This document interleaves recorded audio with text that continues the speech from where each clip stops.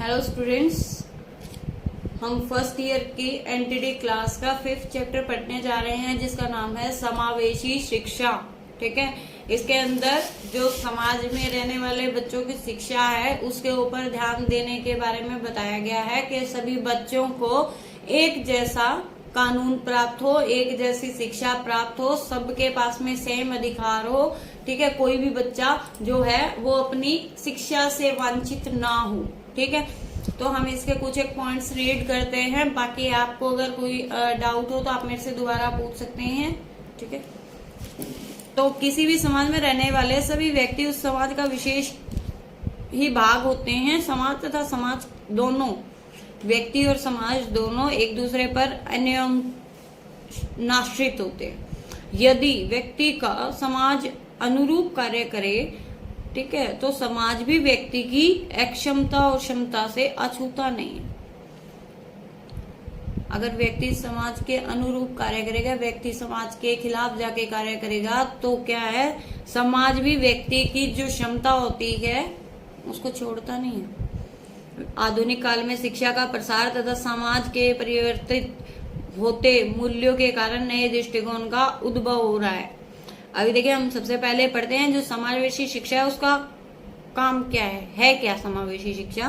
तो समावेशी शिक्षा एक प्रकार की समेकित शिक्षा है, इंटीग्रेटेड एजुकेशन बोलते हैं जिसको, की ओर इंगित करती है, जिसके अंतर्गत बिना किसी भेदभाव व अंतर के समाज के प्रत्येक वर्ग को शिक्षा प्रदान करके एक स्तर पर लाया जा सके। यही मैंने शुरुआत में बताया कि सभी बच्चों को पढ़ने का एक अधिकार होना चाहिए, सबके लिए सेम जो है कानून होने चाहिए, सबके लिए सेम अथॉरिटी होनी चाहिए कि सभी बच्चे पढ़ पाएं। संयुक्त राष्ट्र संघ 1993 में सभी को समान अवसर, इक्वलाइजेशन ऑफ अपॉर्चुनिटीज के द्वारा सभी वंचितों की शिक्षा कराने का सभी राज्यों को आवश्यक दायित्व सौंपा गया, जिसके अंतर्गत सभी वंचित वर्ग शारीरिक रूप से सक्षम, अंधत्व, बधिर, विकलांग, बौद्धिक स्तर पर वंचित, संवेदी, मांसपेशी, अस्थि या अन्य विकलांगता, भाषा, बोली, कामगार, जातिगत समूह, धार्मिक अल्पसंख्यक, स्त्री पुरुष भेदभाव को दूर करके सर्वजन के संपूर्ण विकास हेतु शिक्षा का प्रावधान है। समावेशी शिक्षा के सिद्धांत। बालकों में एक ऐसी अधिगम प्रवृत्ति है, बालकों को समान शिक्षा का अधिकार है। सभी राज्यों का एक दायित्व है कि वह सभी वर्गों के लिए यथोचित संसाधन, सामग्री, धन तथा सभी संसाधन उठाकर स्कूलों के माध्यम से उनकी गुणवत्ता में सुधार करके आगे बढ़ाएं। शिक्षण में सभी वर्गों, शिक्षक, परिवार तथा समाज का दायित्व है कि समावेशी शिक्षा में अपेक्षित सहयोग करें। लेकिन जो समेकित शिक्षा की आवश्यकता और चुनौतियां क्या है, देखिए इनकी चुनौतियां क्या है। इन्होंने बताया कि जो कारण है वो क्या है, उपगम्यता, असंवेदनशीलता और समस्याओं का निराकरण की अपेक्षा। सामान्य बालकों तथा असामान्य बालकों को समेकित शिक्षा द्वारा शिक्षित करने की आवश्यकता है। यह इसका सर्वप्रथम कारण है। विभिन्न योग्यता वाले बालकों हेतु उसकी संख्या अनुसार घर के पास ही विशिष्ट विद्यालयों की स्थापना अत्यंत कठिन कार्य है। एक और तो हम सामान्य बालकों हेतु पड़ोस में विद्यालय की बात करते हैं, जिसके तहत प्राथमिक विद्यालय तथा उच्च प्राथमिक विद्यालय बालक के घर से अधिकतम 1 किलोमीटर से 3 किलोमीटर की दूरी पर होना चाहिए। असंवेदनशीलता। समेकित शिक्षा की दूसरी सबसे बड़ी चुनौती है असंवेदनशीलता। सामाजिक, परिवार, अध्यापकों तथा मित्रों की संवेदनशीलता तथा नकारात्मक अभिवृत्ति के फलस्वरूप विशिष्ट बालक अवरुद्ध विकास तथा दिशाहीन जीवन का शिकार हो रहे हैं। बालक में शिक्षित योग्यता होने पर भी उनका परिवार बालक को विद्यालय भेजने में रुचि नहीं रखता। बालक को बोध, समझ, चिंता या दया दृष्टि से देखा जाता है। समेकित शिक्षा के अंतर्गत परिवार, अध्यापक तथा संपूर्ण समाज में एक सकारात्मक अभिवृत्ति उत्पन्न करने के लिए प्रयास समाहित है। समस्याओं का निराकरण की अपेक्षा समाज में जानकारी का अभाव उपरोक्त समस्याओं को में वृद्धि करता है। यह तीसरा सबसे महत्वपूर्ण कारण विभिन्न योग्यता वाले कारकों बालकों की समस्याओं के निराकरण की अपेक्षा स्थूलता ही उत्पन्न करता है। संबंधित ज्ञान को जन जन तक पहुंचाने की नितांत आवश्यक है। हर एक इंसान के पास में इस चीज की नॉलेज जानी चाहिए। आज के टाइम पे तो पहुंच जाती है, लेकिन कोई टाइम ऐसा भी था कि सब बच्चों को इस चीज का पता नहीं होता था कि हमारे यहाँ पे स्कूल भी खुला है, यहाँ पे हमारे यहाँ पे काम क्या हो रहा है। वो सब चीजें भी उन तक पहुंचनी चाहिए। ठीक है, अब समेकित शिक्षा के उद्देश्य क्या होते हैं? किसी भी कार्य में सफलता हेतु सर्वप्रथम पद है उद्देश्यों का निर्धारण तथा उद्देश्यों में समयानुसार परिवर्तन। समेकित शिक्षा के उद्देश्य निम्न हो सकते हैं: बच्चे को शिक्षा की मुख्य धारा से अलग किए बिना उसके आंतरिक क्षमताओं को उभार अपनी शक्ति का अधिकतम उपयोग करने की योग्यता विकसित करना, बालक के विकास के लिए सहायक वातावरण उपलब्ध कराना, बालकों में दैनिक जीवन की मूलभूत आवश्यकताओं के अनुरूप कौशल का विकास, बालकों में समाज के प्रति सकारात्मक दृष्टिकोण तथा उचित समायोजन, समाज में बालकों के प्रति संवेदनशीलता का विकास भी होना चाहिए और सीखने की प्रकृति का विकास होना चाहिए, बालकों में नव जीवन का संचार होना चाहिए, समग्र जीवन में उत्तम नागरिक होने के कर्तव्यों को वहन करना, शिक्षार्थियों तथा स्वावलंबी बनाने के लिए व्यावसायिक शिक्षा प्रदान करना। इसके उद्देश्य हैं जो आपकी समावेशी शिक्षा है, इसको हम समेकित शिक्षा भी बोल सकते हैं। इनका एक उद्देश्य है और एक कारण भी है, तो आप रीड कर लीजिए। मैंने बता दिया है कि कारण क्या है और इसका उद्देश्य क्या है। समावेशी शिक्षा के मुख्य विषय क्या है?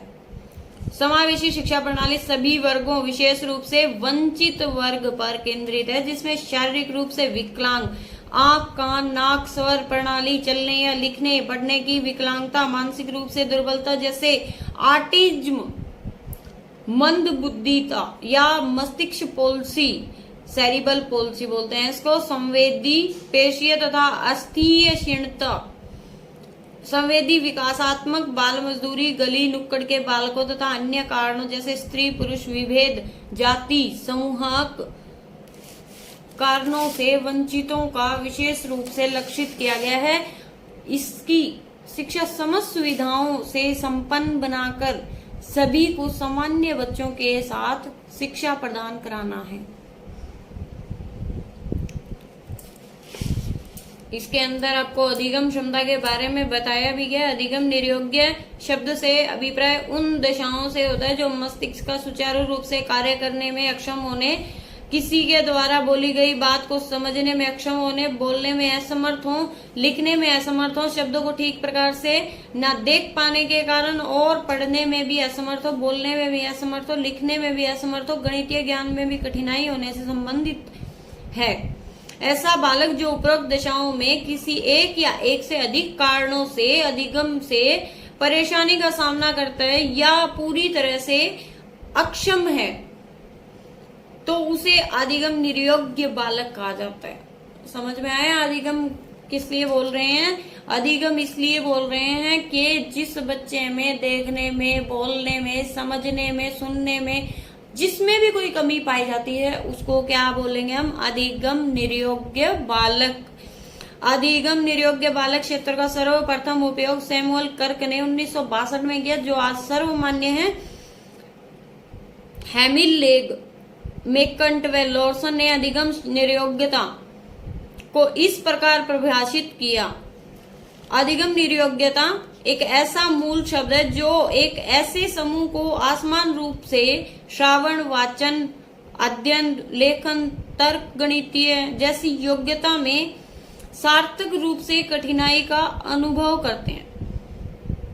ये कठिनाइयां किसी भी व्यक्ति के आंतरिक होती है, जो केंद्रीय तंत्रिका तंत्र के विकृत क्रिया के परिणाम स्वरूप घटित होते हैं। देखिए, इसने जो अधिगम निर्योग्य बालक का बता ही दिया है। आगे आप अपने पॉइंट्स रीड कर सकते हैं। इसके अंदर स्पष्ट बात कही गई है, जो कि इसने बोला है कि जो बच्चा देख नहीं सकता, सुन नहीं सकता, बोल नहीं सकता, जिसको समझने में दिक्कत होती है, जिसको सुनने में दिक्कत होती है, उन सब बच्चों को हम अधिगम निर्योग्य बालक कहेंगे। ठीक है, इनकी विशेषताएं क्या होती हैं? अति सक्रियता होते हैं, प्रात्यक्षिक गति स्थिरता होती है, संवेगिक अस्थिरता होती है, प्रोत्साहन की कमी होती है, विशिष्ट शैक्षिक समस्याएं होती है, विद्युत तरंगों में असमरूपता होती है, सामान्य समन्वय का अभाव, स्मृति व चिंतन व्यवधानित और अध्ययन समस्या होती है। अधिगम निर्योग्यता का वर्गीकरण भी किया गया है, जिसके अंदर पठन निर्योग्यता, लेखन निर्योग्यता, भावबोधक निर्योग्यता और अंक गणितीय निर्योग्यता को डिवाइड कर दिया गया है। विशिष्ट बालक औसत शरीर वाले स्वस्थ होते हैं, सामान्य शरीर श्रम वाले कार्य सरलता से करते हैं, जो शरीर पर बोझ ना पड़े वो ऐसे कार्य बहुत सरलता से कर देते हैं। बुद्धि लब्धि 90 से 110 सीमा के मध्य होते हैं। शैक्षिक उपलब्धि औसत होती है, सीखने की गति औसत होती है, शिक्षक दिए गए कार्य को लगन के साथ करता है, जो शिक्षक द्वारा काम दिया जाता है उसको वो बहुत लगन से करता है। संवेगात्मक रूप से संतुलित होते हैं, समाज व विद्यालय में उत्तम समायोजन रहता है। विशिष्ट बालक क्रो एंड क्रो के अनुसार विशिष्ट प्रकार या विशिष्ट पद किसी गुण या उन गुणों से युक्त व्यक्ति पर लागू होता है, जिसके कारण वह व्यक्ति साथियों का ध्यान और अपनी और विशिष्ट रूप से आकृष्ट करता है। इससे उसके व्यवहार की अनुक्रियाएं भी प्रभावित होती है। कोई भी बच्चा है ना, वो अपने गुणों की तरफ में किसी को आकर्षित करना चाहता है। किर्क एक विशिष्ट बालक वह है जो कि शारीरिक, मानसिक, संवेगात्मक, सामाजिक विशेषताओं में किसी अन्य बालक से उस सीमा तक विचलित होता है जब वह अपनी क्षमताओं के अधिगम विकास हेतु सहायता, निर्देशन, विद्यालय कार्यक्रमों में परिमार्जन तथा विशिष्ट शैक्षिक सेवाओं की आवश्यकता रखता है। विशिष्टता किसी भी जाति, वर्ग, संप्रदाय, धर्म, राष्ट्र आदि के व्यक्तियों में पाई जा सकती है। यह विशिष्टता वंशानुगत या वातावरण, जन्म एवं कभी कभी दोनों के संयोजन का परिणाम होती है। ठीक है, विशिष्ट बालकों का इन्होंने वर्गीकरण किया है। ये पॉइंट्स है कुछ जो सामान्य बालक है, उसके बाद उन्होंने इसको 4 भाग में डिवाइड कर दिया है। शारीरिक रूप से विशिष्ट बालक हो सकता है, मानसिक रूप से विशिष्ट बालक हो सकता है और शैक्षिक रूप से विशिष्ट बालक हो सकता है। ठीक है, और सामाजिक रूप से भी विशिष्ट बालक हो सकता है। प्रतिभाशाली बालक, गिफ्टेड चाइल्ड और टैलेंटेड चाइल्ड। प्रतिभाशाली बालकों की जो पहचान होती है वो हम 3 पॉइंट्स में करते हैं, जिनका बुद्धि परीक्षण, उपलब्धि परीक्षाएं और अभिरुचि परीक्षाएं होती है। ठीक है, बुद्धि परीक्षण या परीक्षाओं का प्रयोग कर इनका चयन किया जाता है। इन बुद्धि परीक्षणों का व्यक्तिगत तौर पर या समूहों में प्रयोग किया जा सकता है। उपलब्धि परीक्षाओं द्वारा भी प्रतिभावान बालकों को पहचाना जा सकता है। इस प्रकार बालकों की उपलब्धियां का ज्ञान भली भांति हो जाता है। उच्च स्तर की उपलब्धि बालकों के प्रतिभावान होने की आशा जागृत करती है। अभिरुचि से विद्यार्थियों के भविष्य की सफलता के बारे में अनुमान लगा सकते हैं, क्योंकि अभिरुचियां किसी एक विशेष योग्यता से संबंधित होती है। संबंधित व्यक्तियों से सूचनाएं, प्रतिभाशाली बालकों के बारे में अध्यापक, पुस्तकालय अधीक्षक, ठीक है, जो आपके लाइब्रेरियन होते हैं, आदि व्यक्तियों से भी सूचनाएं एकत्रित की जा सकती है। ठीक है, जो प्रतिभाशाली बालकों की विशेषताएं होती है वो होती है उनकी शारीरिक विशेषताएं, मानसिक व बौद्धिक विशेषताएं, शैक्षिक योग्यताएं और व्यक्तित्व संबंधी विशेषताएं, सामाजिक विशेषताएं। ठीक है, उनकी जो नकारात्मक विशेषताएं होती है वो क्या है? कभी कभी समूह में पृथक एकाकी रहना, कभी कभी वो अकेला रहना पसंद करता है। ईर्ष्यालु, स्वार्थपूर्ण व्यवहार करना, ईर्ष्या करना, जलन करना। लापरवाह व दोषपूर्ण लेखनी, उसकी जो मतलब लिखत है वो क्या है? वो लापरवाह भी है और उसके अंदर कुछ दोष भी है। हट करना, आवश्यकता से अधिक बोलना, ज्यादा बोलते हैं, जो जिद्दी करते हैं।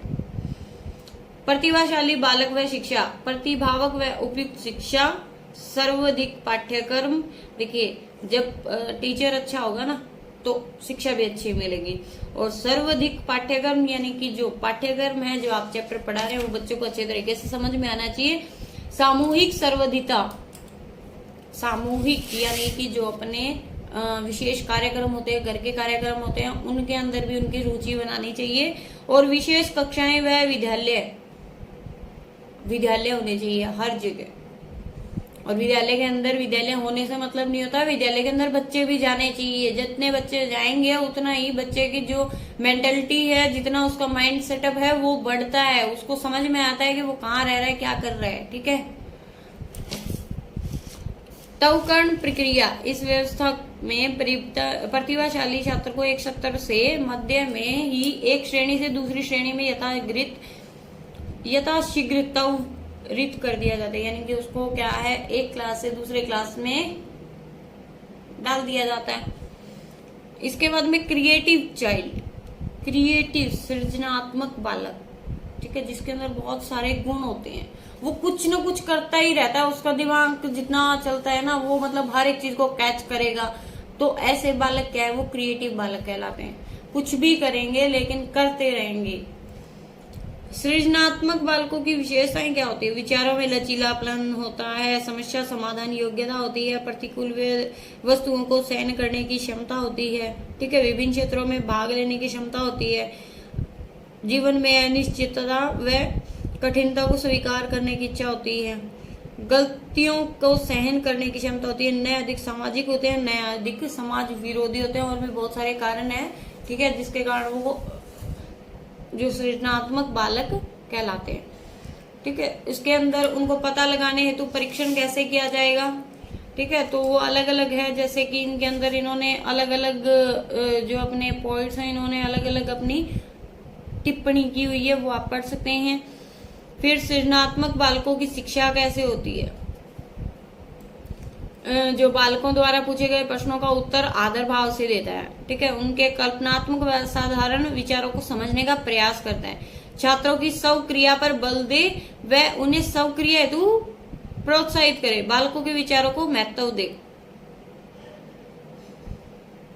यानी कि जो नॉर्मल बात है उसका मतलब यही है कि जो बच्चा है उसके अंदर ऐसी कुछ स्किल होनी चाहिए जिसके कारण वो किसी को उल्टा जवाब ना दे। जो बच्चा नहीं सीख रहा है उसको वो सिखा पाए, उसको देख के बच्चे मोटिवेट हो, ठीक है। तो ऐसे बच्चे जो सृजनात्मक बालकों की कैटेगरी में आते हैं। जो पिछड़े बालक है वो पिछड़े क्यों हैं? बहुत सारे ऐसे कारण हैं जिसके अंदर जो पिछड़े बालक है वो पिछड़े हुए हैं, क्योंकि जो बच्चे के माँ बाप नहीं पढ़ पाते हैं तो वो बच्चे को भी नहीं पढ़ाते, उसके कारण भी वो पिछड़े हो जाते हैं। कुछ गरीबी के कारण भी पिछड़े वर्ग में आते हैं, ठीक है, और कुछ की रुचि नहीं होती है कि वो पढ़े। जो बैठे बैठाए को रोटी मिल रही है तो कौन चाहेगा कि मैं काम करूं, ठीक है।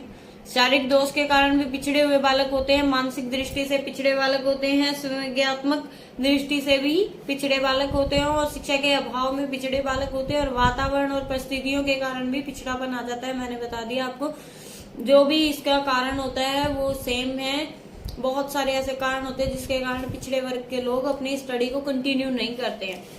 पिछड़े बालकों की जो विशेषताएं होती है वो क्या होती है? इनके अंदर बिल्कुल भी सोचने समझने की शिक्षा, जो दिमाग नहीं होता है, वो क्या है, बैठे बैठे खाना चाहते हैं। उनकी जो मतलब मेन जो काम होता है वो उनका यही है कि माँ बाप भी अनपढ़ है तो हम भी अनपढ़ रहेंगे। उनका आगे का समझने का, सोचने का जो भी है माइंड सेटअप वो नहीं होता है। उनको आगे की नहीं दिखती है कि हम आगे क्या कर सकते हैं, ठीक है। तो इसके अंदर उन्होंने पिछड़े बालकों की शिक्षा के बारे में बताया है, तो ये आप पढ़ सकते हैं कि इसके अंदर पिछड़े बालकों को शिक्षा कैसे दिलवाई जा सकती है।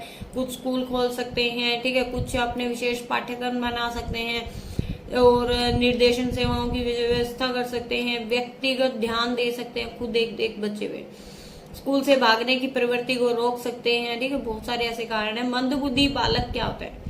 मंदबुद्धि बालक वो होता है जिसके अंदर सोचने की, समझने की जो भी है वो नहीं रहती है। सोचने समझने का मतलब ये होता है कि अगर आप उसके सामने कुछ बोल रहे हो तो उसको समझ नहीं आ रहा है कि आप क्या बोल रहे हो। एक छोटे बच्चे की तरह होता है मंदबुद्धि बालक, ठीक है, यानी कि जिसकी मेंटेलिटी जो है वो बिल्कुल ही लो है। उसके अंदर क्या है, शैक्षिक पिछड़ापन पाएगा, हीन व्यक्तित्व पाएगा, ठीक है, वो चिड़चिड़ा पाएगा, सीमित प्रेरणा व संवेग, वो उसके अपने रूल और रेगुलेशन से चलेगा, ठीक है। असामान्य शारीरिक रचना, कई बार किसी के कान बड़े होते, किसी की नाक बड़ी होती, किसी की आंख ऐसी है, ठीक है, तो बहुत सारे ऐसे कारण हो जाते हैं। जो मानसिक पिछड़ेपन के रोकथाम व उपचार, एक तो है पृथ्वीकरण, जन्म दर पर नियंत्रण है, शिक्षा योजना है, माता पिता को भी शिक्षित करना है, विशेष स्कूल व अस्पताल को बनाना है, विशेष शिक्षण विधियां भी है और विशेष पाठ्यक्रम भी है, चैप्टर्स भी हैं, ठीक है। तो इनकी रोकथाम के जो उपचार है वो यही सब चीजें हैं। इसके बाद में इसने समस्यात्मक बालक के बारे में बताया है। समस्यात्मक बालक वे हैं जिनका व्यवहार और व्यक्तित्व किसी बात में गंभीर रूप से असाधारण होता है। छोटी छोटी बात को समस्या बना लेते हैं, ठीक है, छोटी सी बात हुई वो फिर उसके लिए टेंशन बन जाती है। उनकी जो बालकों की पहचान है वो आप पढ़ लीजिएगा। निरीक्षण पद्धति, अभिभावकों, शिक्षकों तथा मित्रों से वार्तालाप, संचयी अभिलेख, साक्षात्कार विधि, कथात्मक अभिलेख, मनोवैज्ञानिक परीक्षण, इस टाइप से आप उसकी पहचान कर सकते हो, ठीक है। समस्यात्मक बालकों के क्या लक्षण होते हैं? बहुत सारे लक्षण होते हैं। पैसे वैन्य वस्तुओं की चोरी करना, स्कूल के कामों में सक्रिय न होना, असहयोग करना, ठीक है, धोखा देना, बिस्तर गीला करना, पूरा आचरण करना, संदेह करना, अश्लील बातें करना, हीन भावना का शिकार हो जाता है, वो अप्रसन्न, वो चिड़चिड़ा रहता है। बहुत सारे ऐसे कारण हो जाते हैं। समस्यात्मक व्यवहार का कारण क्या है? वंशानुकरण, मूल प्रवृत्तियों का दमन, शारीरिक दोष हो जाता है, वातावरण के कारण, ठीक है, क्योंकि वातावरण जैसा आप घर में माहौल रखोगे वैसा ही वो बच्चा हो जाएगा। आप घर में सारा दिन लड़ाई रखो, बच्चा भी लड़ाई करेगा। परिवार का वातावरण, परिवार भी सेम है। परिवार के अंदर भी अगर आप ऐसे चिड़चिड़ापन रखते हो, परिवार में कोई उससे अच्छे तरीके से बात नहीं करता है तो वो भी वैसा ही हो जाता है। संवेगिक दोष, ठीक है, जो उसके मतलब व्यवहार से ही शुरू से ही पैदा होने के बाद भी उसका व्यवहार सही नहीं रहता है, इसको हम ऐसे डिस्क्राइब कर सकते हैं, ठीक है। इसके बाद में विकलांग बालक है। विकलांग बालकों का तो आपको पता ही है। अपंग बालकों की जो शिक्षा होती है उसके बारे में बताया गया है इसके अंदर कि विकलांग बालकों के लिए हमने, हमारी जो सरकार है उन्होंने स्पेशल स्कूल खुलवा रखे हैं। चाहे उनको दिखने में, बोलने में जैसे भी प्रॉब्लम है, उनके लिए हर एक स्कूल अवेलेबल है। अपने हरियाणा के अंदर भी बहुत सारे ऐसे स्कूल है जहाँ पे सिर्फ विकलांग बच्चों को पढ़ाया जाता है, जो कि मंद बुद्धि हैं, जिनके अंदर दिमाग नहीं होता, जिनके सोचने समझने की क्षमता नहीं होती है, जिनके पैर नहीं होते, हाथ नहीं होते, आंखें नहीं, जो है क्या क्या इसके ऊपर भी काम किया, बहुत बड़े बड़े विद्यालय बनाए हैं। तो उसके हिसाब से आप इस चीज को पढ़ लेना, ठीक है। इसके अंदर बहुत सारे ऐसे क्वेश्चन दिए हुए हैं, छोटे क्वेश्चन पढ़ लेना, सारे जो डाउट्स हैं वो आपके क्लियर हो जाएंगे। Okay, thank you.